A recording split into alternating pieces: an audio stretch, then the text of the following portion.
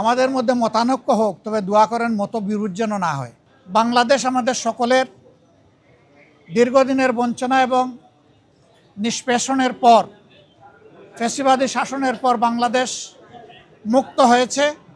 মুক্তির এই সংগ্রামে দেশবাসীর সাথে প্রবাসী যারা ছিলেন তারা সমানতালে লড়াই করেছেন। তাদের অবদানও বিশেষভাবে উল্লেখযোগ্য। তাদের সেই অবদানের জন্য তাদেরকে আমরা ধন্যবাদ এবং কৃতজ্ঞতা জানিয়েছি। আর আমরা বলেছি, প্রবাসীদের সবচেয়ে বড় অধিকার ভোটের অধিকারটা ছিল না। এবার এ দাবি সবার আগে আমরাই তুলেছিলাম এবং আমরা এই দাবি ছেড়ে দেইনি। আমরা এই দাবি নিয়ে প্রধান উপদেষ্টা, নির্বাচন কমিশন সহ গুরুত্বপূর্ণ সকল জায়গায় প্রবাসীদের হয়ে কথা বলেছি। আমরা সরকার এবং নির্বাচন কমিশনকে ধন্যবাদ জানাই। এই প্রথমবারের মতো ব্যাপক ভিত্তিক বিদেশিদেরকে ভোটার তালিকায় যারা প্রবাসী আমাদের, তাদেরকে সম্পৃক্ত করার তারা উদ্যোগ নিয়েছেন। কিন্তু সেখানে কিছু সমস্যা রয়ে গিয়েছে। অক্টোবরের 30 তারিখ পর্যন্ত সময় বেঁধে দেওয়া হয়েছিল। এই সময়ের ভিতরে যে সফটওয়্যার এখানে ইনস্টল করা হয়েছে, এটা ফাংশন করে নাই প্রপারলি, যার কারণে আগ্রহ থাকা সত্ত্বেও, চেষ্টা থাকা সত্ত্বেও অনেকেই কিন্তু ভোটার হতে পারেননি।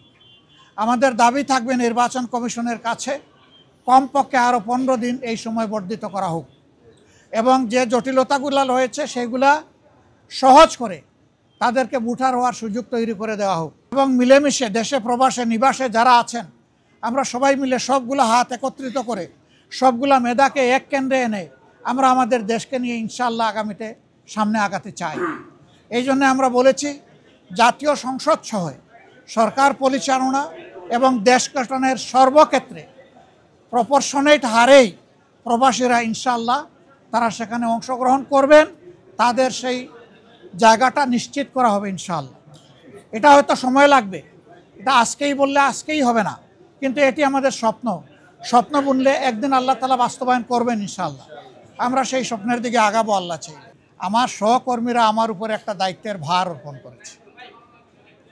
এই দায়িত্বটা বড় ভারী। আপনারা দোয়া করবেন দেশ এবং দিনের জন্য। এই দায়িত্ব পালনে আল্লাহ যেন আমাকে সাহায্য করেন। আর পাশাপাশি আমি আপনাদেরও সহযোগিতা চাই। বিএনপি তারাও চূড়ান্ত তালিকা প্রকাশ করেনি।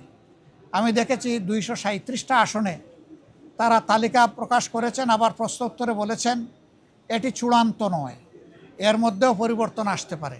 আমরা কিন্তু 1 বছর আগেই প্রায় এই তালিকা বিভিন্নভাবে আঞ্চলিকভাবে আমরা এটা জানিয়ে দিয়েছি।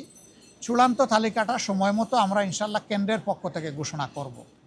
তবে যেহেতু আমরা একা ইলেকশন করব না, আরও অনেককে আমরা ধারণ করব, দেশ এবং জাতির স্বার্থে সব দিক বিবেচনা করেই চূড়ান্তভাবে যথাসময় ইনশাআল্লাহ আমরা প্রার্থী ঘোষণা করব। আমাদের মধ্যে মতানৈক্য হোক, তবে দোয়া করেন মতবিরোধ যেন না হয়।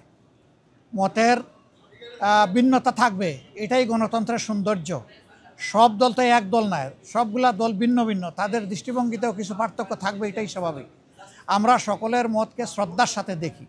তবে আমরা নিজেরা যে মতটা প্রকাশ করি, আমরা চেষ্টা করি চিন্তা ভাবনা করে জাতির স্বার্থেই সেই মতগুলা প্রকাশ করার। অতএব মতানৈক্য এটা ডেমোক্রেসির সৌন্দর্য। এটার জন্য এখানে বিরোধ লেগে গেছে অথবা অনেককে একেবারে দেশ অস্থির হয়ে গেছে, আমরা এটুকু চিন্তা করতে রাজি নই। যে 1 সপ্তাহ সময়ের ভিতরে রাজনৈতিক দলগুলা বসে যদি একটা কনসেনসাসে পৌঁছতে পারে, সরকারের জন্য এটা ভালো। এবং আমরাই সবার আগে আমাদের পক্ষ থেকে আমাদের নায়েবে আমির আহ্বান জানিয়েছেন যে আসুন আমরা খোলামেলা আলোচনা করে আমরা সমাধানে পৌঁছি দেশ এবং জাতির স্বার্থে। আমরা আশা করি অন্যরা আমাদের এই আহ্বানকে সাড়া দেবেন ইনশাআল্লাহ। নাটা জেলি আর পানীয়র এক অসম কম্বিনেশন ড্রিঙ্কো। চিল থাকতে চান, ড্রিঙ্কো চাবান।